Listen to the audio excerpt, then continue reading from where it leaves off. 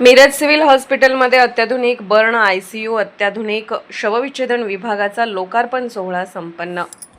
मिरज शासकीय वैद्यकीय महाविद्यालय रुग्णालयामधील अत्याधुनिक बर्न आयसीयू सोनोग्राफी अत्याधुनिक शवविच्छेदन विभागाचा लोकार्पण सोहळा पालकमंत्री चंद्रकांत दादा पाटील यांच्या हस्ते करण्यात आला। यासाठी जिल्हा नियोजन समितीमधून निधी मंजूर करण्यात आला होता। यावेळी माजी मंत्री आमदार सुरेशभाऊ खाडे, आमदार सुहास बाबर, जिल्हा परिषद अध्यक्षा संगीता पाटील, वैद्यकीय अधीक्षक डॉक्टर प्रियांका राठी, वैद्यकीय उप अधीक्षक डॉक्टर रुपेश शिंदे, नगरसेवक अतहर नायकवडी, सागर वनखंडे यांच्यासह विविध मान्यवर उपस्थित होते। मिरज शासकीय रुग्णालयात कर्नाटक आणि सांगली, कोल्हापूर, सोलापूर जिल्ह्यातून मोठ्या संख्येने रुग्ण उपचारासाठी येत असतात। त्यामुळे चांगली सुविधा देण्यासाठी मिरज शासकीय रुग्णालयात गेल्या अनेक वर्षापासून जिल्हा नियोजन समितीतून आधुनिक यंत्रसामग्री देण्यात आली आहे। त्यामुळे गरीब रुग्णांना याची मदत होत आहे। गेल्या अनेक दिवसांपासून बर्न झालेल्या रुग्णांची संख्या वाढली होती। तसेच कर्नाटक सीमेवर मिरज गाव असल्यामुळे तसेच राष्ट्रीय महामार्गालगत असल्यामुळे मयत झालेला मृतदेह ठेवण्यासाठी आधुनिक सुविधा असणारे शवविच्छेदन गृह करण्यात आले आहे। याचा लोकार्पण सोहळा शुक्रवारी संपन्न झाला।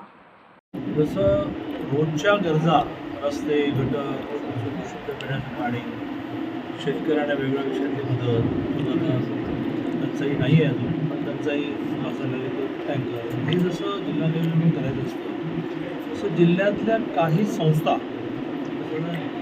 मिरज मेडिकल कॉलेज एक संस्था आहे, किंवा गेल्या आठवड्यात आम्ही काही गोष्टी इथल्या अनाथ आलयासाठी केल्या, ती एक संस्था आहे।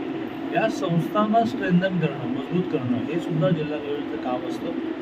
आणि त्यातून सुरेशभाऊ पालकमध्ये असताना तर 22 कोटीचं MRI मशीन दिलं की ज्याचे कितीही स्वस्त म्हटलं तर 2700 रुपयाला टेस्ट होते।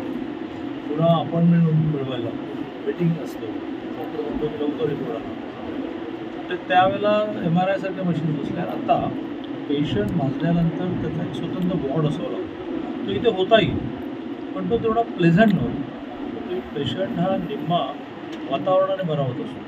त्यामुळे भाजलेल्यांचा वॉर्ड, त्यानंतर सोनोग्राफी, आणि सगळ्यात महत्त्वाचं म्हणजे मृत्यूनंतर पोस्टमॉर्टम सेंटर, म्हणजे आधी पोस्टमॉर्टम, नंतर काही काळ त्याच्या नातेवाईकांनी बॉडी ताब्यात घेईपर्यंत ती बॉडी तिथे सुरक्षित राहणार, या 3 गोष्टी दिल्या आणि त्या पूर्ण झाल्या। त्याचं उद्घाटन होतं। त्याच्याबरोबरीने आणखी काय लागणार आहे त्याची यादी करा। नवीन वर्ष 1 तारखेला 4 दिवसांनी सुरू झालं, फ्रेश निधी येईल, तेही आम्ही सांगितलेलं। सुहास बाबरांनी मुंबईमध्ये नगरविकासकडे पेशंटच्या बरोबर येणारे नातेवाईक, त्यांची विचारायची काही व्यवस्था नसते, कुठेही झोपतात, कुठेही आवरतात, तो प्रस्ताव दिला आहे। आम्ही त्याला स्पीडअप करू, कारण ती खूप मोठी गरज आहे। बरोबरीने मी हॉस्पिटलला असं सुचवलं की बेड रिटर्न पेशंटची सेवा, अंथरुणावर खिळून पडलेल्या पेशंटसाठी एक वॉर्ड डेव्हलप केला पाहिजे। एक प्रायव्हेट काम सांगलीमध्ये आम्ही सुरू केलं आहे, कोल्हापूरमध्ये तो खूप स्ट्रेंथन मजबूत झाला आहे, पण यांच्याकडे जागा आहे तर त्यांना आम्ही पैसे देऊ। अशा काही नवीन गोष्टी किंवा पेशंटबरोबर असणाऱ्या नातेवाईकांना लागणाऱ्या वस्तू स्वस्त देणार।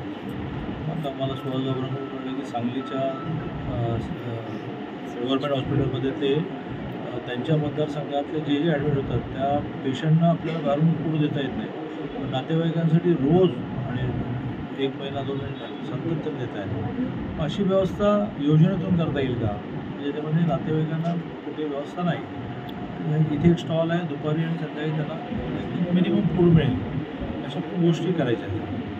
गव्हर्नमेंटचे ह्या इन्स्ट्रुमेंटच्या तुलनेत ते फार स्वस्त आहे, 8 कोटीला मिळते। कोल्हापूरच्या काळसिद्धेश्वर महाराज मंडळाला तर CSRमधून दिली, शापूरबाला फिलिप्सची दिली, तर ते 8-12 ह्या रेंजमध्ये असतं। बरं, ठीक आहे.